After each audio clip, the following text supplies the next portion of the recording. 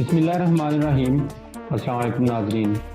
اس قسط کے آغاز میں ساتین کو پیک کرتا ہے۔ پہلے اس نے گورنر کو مروایا اور پھر اس کو تاجر بنا کے یہاں بھیج دیا۔ اتنا بیوقوف تو اورال بھی نہیں ہو سکتا۔ یہ سن کر سردار جاندار کہتا ہے، کون ہے وہ جو میرے بیٹے کا نام خراب کرنا چاہتا ہے؟ ساتین کہتا ہے، جس شخص نے شاہی قافلے پر حملہ کروایا تھا وہی اس کا بھی ذمہ دار ہے۔ پھر ایک سپاہی اندر آ کر ساتین کو ایک خط دیتا ہے، جس کو پڑھ کر ساتین کہتا ہے، کمانڈر وسولیس نے جنگ شروع کر دی ہے اور اس نے بیزنطین کی فوج طلب کر لی ہے۔ آپ پریشان مت ہوں جاندار بے، مجھے سب سمجھ آ گئی ہے۔ اورال اس معاملے میں بے گناہ ہے۔ ساتین کہتا ہے، اب یہ مجھے جنگ رکوانی پڑے گی ورنہ بہت خون خرابہ ہوگا۔ پھر ایک سپاہی کو کہتا ہے، تیاری کرو، ہم کراچیسر قلعے میں جا رہے ہیں۔ ادھر ہنلی بازار میں ارطغرل حاجتورین ماسٹر کو کہتا ہے، آپ دوبارہ سونے کی کان پر کام شروع کر دیں، ہم آپ کی حفاظت کے لیے سپاہی بھیجیں گے، لیکن اس سے پہلے جو سونا آپ نے نکالا ہوا ہے اس کو پگھلا کر خالص حالت میں لائیں تاکہ جن تاجروں کا نقصان ہوا ہے ان کا نقصان پورا کیا جائے۔ یہ سن کر حاجتورین خوشی سے کھل اٹھتا ہے اور کہتا ہے، جیسا آپ کا حکم ارطغرل بے۔ پھر ارطغرل عالکو کو کہتا ہے، جن تاجروں کا نقصان ہوا ہے مجھے ان کے بارے میں خبر دو تاکہ میں ان کا نقصان پورا کر سکوں۔ عالکو مسکراتے ہوئے کہتا ہے، اللہ آپ کی حفاظت کرے، تاجر آپ کی سخاوت دیکھ کر بہت خوش ہوں گے۔ پھر ارطغرل حکیم آٹک سے پوچھتا ہے، بمسی کہاں ہے؟ حکیم آٹک مسکراتے ہوئے کہتے ہیں، بمسی کراچیسر قلعے میں گیا ہے۔ پھر ارطغرل مسکرانے لگتا ہے اور کہتا ہے، بمسی ہم سے پہلے قلعہ فتح کرنے چلا گیا ہے اور وہ بھی اندر سے۔ ادھر بمسی کراچیسر قلعے میں پہنچ چکا تھا۔ سپاہی اسے دیکھ کر کہتا ہے، تم دوبارہ آ گئے؟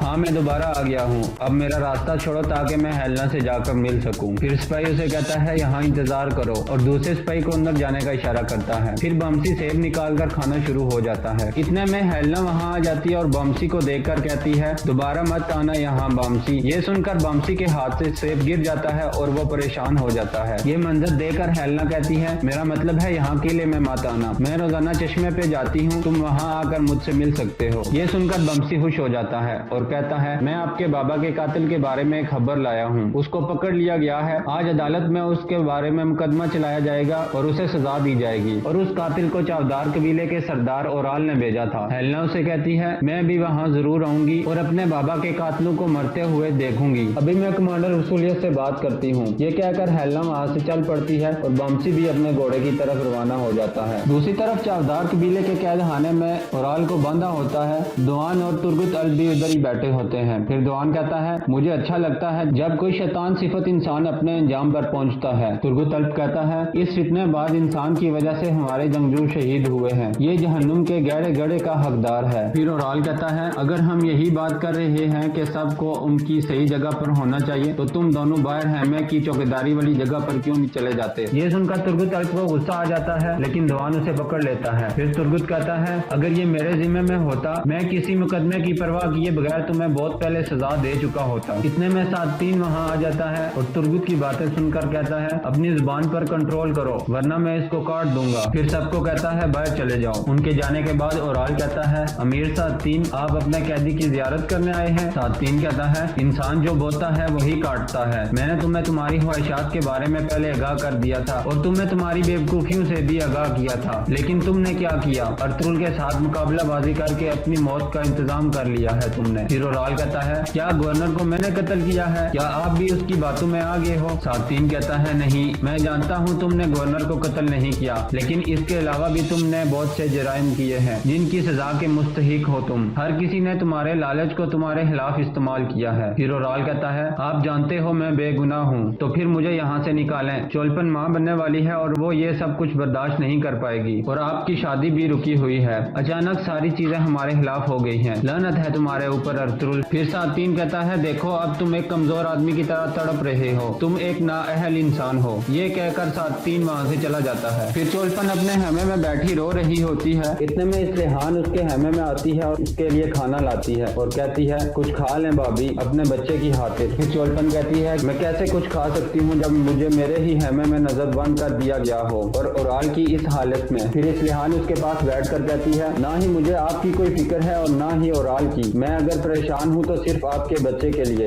وہ معصوم ہے. پھر چولٹن کہتی ہے کیا تم بھی ہمیں مجرم سمجھتی ہو؟ اسلحان کہتی ہے اورال بھائی مجھے کیسے ان ڈاکوؤں کے حوالے کر سکتے ہیں؟ چولٹن کہتی ہے تم کیسے کہہ سکتی ہو ایسے؟ کیا میں اورال کو ایسا کرنے دیتی؟ اسلحان کہتی ہے آپ تو ایسا نہیں کرنے دیتی، لیکن میں عدالت کے فیصلے تک خاموش رہوں گی. آپ کھانا کھا لو. پھر سردار جاندار اور الیار اورال سے ملنے قید خانے میں جاتے ہیں تو الیار ترگت الپ سے کہتا ہے کیا آپ ہمیں کچھ دیر کے لیے اکیلا چھوڑ سکتے ہیں؟ یہ سن کر ترگت الپ اور دوان الپ باہر چلے جاتے ہیں. پھر الیار بھی باہر چلا جاتا ہے. جاندار روتے ہوئے کہتا ہے اورال جب تم پیدا ہوئے تھے میں نے تمہیں اپنی گود میں اٹھا کر ایک ہی دعا مانگی تھی کہ یا اللہ اس کو ایک عزت دار انسان بنانا، لیکن اب میں اپنے آپ سے یہ پوچھ رہا ہوں کہ مجھ سے تمہاری تربیت میں کہاں غلطی ہو گئی؟ میں نے تمہاری پرورش اس حالت میں دیکھنے کے لیے نہیں کی تھی. یہ کہتے ہوئے جاندار جذباتی ہو جاتا ہے اور رونا شروع ہو جاتا ہے. پھر کہتا ہے تمہاری یہ حالت دیکھنے کے بجائے میں مرنا پسند کرتا ہوں. اورال کہتا ہے بابا میں بے گناہ ہوں، میں نے گورنر کو قتل نہیں کیا، امیر ساتین بھی یہ جانتے ہیں. جاندار کہتا ہے میں جانتا ہوں کہ تم نے گورنر کو قتل نہیں کیا، لیکن تمہارے گناہ بہت زیادہ ہیں اور ان میں بھی برابر کا قصوروار ہوں، اور عدالت میں تمہارا کوئی بھی جرم ثابت ہو گیا تو میرے لیے شرم کا مقام ہوگا کہ میں تمہاری اچھی تربیت نہیں کر سکا. پھر سردار جاندار کی طبیعت خراب ہو جاتی ہے جس کو دیکھ کر اورال زور زور سے چلانے لگتا ہے اور الیار کو آواز دیتا ہے. پھر الیار اور ترگت الپ اندر آ جاتے ہیں اور جاندار بے کو سہارا دے کر باہر لے جاتے ہیں. پھر اورال روتے ہوئے کہتا ہے کہ میں ایک بے عزت انسان نہیں ہوں بابا. ادھر کارا چیسر قلعے میں ساتین گوپیک پہنچ جاتا ہے جس کو بمسی چھپ کر دیکھ لیتا ہے اور کہتا ہے یہ غلیظ انسان یہاں کیا کر رہا ہے؟ اندر کمانڈر وسولیس پیترس کے ساتھ جنگ کی منصوبہ بندی کر رہا ہوتا ہے تو ایک سپاہی آ کر بتاتا ہے کہ امیر ساتین آئے ہیں. وسولیس کہتا ہے انہیں اندر بھیجو. پھر ساتین گوپیک قلعے کے اندر داخل ہو جاتا ہے. کمانڈر وسولیس اسے بیٹھنے کو کہتا ہے. ساتین کمانڈر وسولیس کو کہتا ہے میری بات دھیان سے سنو، بیزنطین کی سرحد زرخیز زمینوں کی ریاست ہے اور اگر تم نے یہاں جنگ شروع کر دی اور ان زمینوں پر خون بہایا تو ان زمینوں سے نکلنے والے پھل کا ذائقہ بہت برا ہوگا. کمانڈر وسولیس کہتا ہے ہم جنگجو ہیں، کسان نہیں، ہمیں اس بات کی کوئی پرواہ نہیں کہ زمین کے نیچے کیا ہے، مگر ہم ان لوگوں کی مدد ضرور کر سکتے ہیں جو اس کے نیچے جانا چاہتے ہوں. ساتین کہتا ہے ایسے لوگوں کو ہم جنگجو نہیں بلکہ قاتل کہتے ہیں اور یہ یاد رکھو کہ تاریخ قاتلوں سے نفرت کرتی ہے. کمانڈر وسولیس کہتا ہے آپ مجھے یہ بتاؤ کہ آپ میرے قلعے میں کیوں آئے ہو؟ ساتین کہتا ہے میں تمہیں یہاں یہ بتانے آیا ہوں کہ ان زمینوں کے نقشے کو بدلنے کا تمہارا حق سچا نہیں ہوگا، اور یہ بھی یاد رکھو کہ اگر تم نے جنگ شروع کی اور اس جنگ میں سب سے پہلا مرنے والا انسان تم ہوگے. پھر بمسی ہنلی بازار میں واپس پہنچ جاتا ہے اور ارطغرل کو بتاتا ہے کہ ساتین گوپیک کاراچیسر قلعے میں گیا ہے، میں نے اسے اپنی آنکھوں سے دیکھا ہے. یہ سن کر ارطغرل حیران رہ جاتا ہے اور کہتا ہے وہ وہاں کیوں جائے گا بمسی؟ کیا تمہیں یقین ہے؟ بمسی کہتا ہے جی ہاں سردار، وہ گوپیک ہی تھا. میں وہاں ہیلنا سے ملنے گیا تھا، میں اس کو بتانے گیا تھا کہ اس کے بابا کا قاتل کون ہے، لیکن جب میں اس سے ملاقات کر کے واپس آنے لگا تو میں نے دیکھا کہ ساتین گوپیک اور اس کے آدمی وہاں پہنچے ہیں، لیکن وہ مجھے نہیں دیکھ سکے اور میں وہاں سے آ گیا ہوں. پھر ارطغرل کہتا ہے بہت اچھے بمسی، اور مسکراتے ہوئے کہتا ہے تم وہاں ہیلنا کو دیکھنے کے لیے گئے تھے نا، اب تم جا سکتے ہو. پھر بمسی باہر چلا جاتا ہے. پھر ارطغرل حکیم آرتوک کو کہتا ہے بغیر کسی وجہ سے ساتین گوپیک وہاں نہیں جا سکتا. حکیم آرتوک کہتے ہیں بیزنطین کے لوگ گورنر کی موت کی وجہ سے بے چین ہیں، وہ اس کا بدلہ لینا چاہتے ہوں گے. پھر ارطغرل کہتا ہے تو ساتین گوپیک کوئی قیمت ادا کر کے وہ جنگ رکوانا چاہتا ہے، اور اگر ہم اس قیمت کے بارے میں نہ جان پائیں تو ہماری ساری محنتیں ضائع ہو جائیں گی. حکیم آرتوک کہتے ہیں تو ہم یہ کیسے پتہ لگائیں گے؟ ارطغرل کہتا ہے ساتین کی کمزوری اس کا غرور ہے، آپ اس پر گہری نظر رکھیں. ادھر کاراچیسر قلعے میں کمانڈر وسولیس ساتین گوپیک کو کہتا ہے تو تم چاہتے ہو کہ میں جنگ نہ شروع کروں؟ جنگ ایک مرتی ہوئی ریاست کے لیے نجات کا باعث بنتی ہے. میں سوچ رہا تھا کہ تم اس بارے میں جانتے ہوگے. تمہارا ملک ایک کمزور ملک ہے اور منگول اس میں جان لیوا وبا کی طرف پھیل رہے ہیں، اور پھر تم لوگوں نے کاراچیسر قلعے کے گورنر کو قتل کر دیا ہے. ساتین گوپیک کہتا ہے مجھے گورنر کی موت کا بہت دکھ لے لو اور یہ جان لو کہ اگر تم جنگ شروع کرو گے تو تمہاری فوج ازمک سے نکلنے سے پہلے ہی تباہ ہو جائے گی، اور یہ میرا تم سے وعدہ ہے. میں تمہیں گورنر کا قاتل دوں گا، تم اسے شہنشاہ کے پاس لے کر جانا تو وہ تمہیں گورنر بنا دے گا. یہ سن کر کمانڈر وسولیس ہنسنا شروع ہو جاتا ہے اور پھر کہتا ہے آپ اتنے ہی ہوشیار اور چالاک ہو جتنا میں نے سنا تھا. ساتین کہتا ہے تو پھر میں یہ سمجھوں کہ ہمارے درمیان معاہدہ ہو گیا ہے اور تم جنگ کی بات نہیں کرو گے. وسولیس کہتا ہے اگر ارطغرل نے میرے کاموں میں ٹانگ اڑائی تو میں جنگ روکنے کی کوئی گارنٹی نہیں دے سکتا. ساتین کہتا ہے اگر تم نے ارطغرل کو جنگ کے لیے نہ بھڑکایا تو اس کو پورا من رکھنا میرا کام ہے. وسولیس کہتا ہے تو پھر عدالت میں شامل ہوں گا اور قاتل کو لے کر آؤں گا. ساتین گوپیک کہتا ہے مقدمہ مقدمے کے بعد اورال اور لسکارس ایک لمبا سفر طے کریں گے۔ اسی دوران تم اپنا کام دکھا کر ان دونوں کو حاصل کر سکتے ہو۔ کمانڈر ویسولیس کھڑا ہو جاتا ہے اور مسکراتے ہوئے امیر ساتین کی طرف ہاتھ بڑھاتا ہے۔ پھر امیر ساتین بھی کھڑا ہو جاتا ہے اور وہ ہاتھ ملا کر باہر چلا جاتا ہے۔ پھر امیر ساتین کے جانے کے بعد ویسولیس اپنا خنجر نکالتا ہے اور غصے سے خنجر کو میز پر گاڑ دیتا ہے،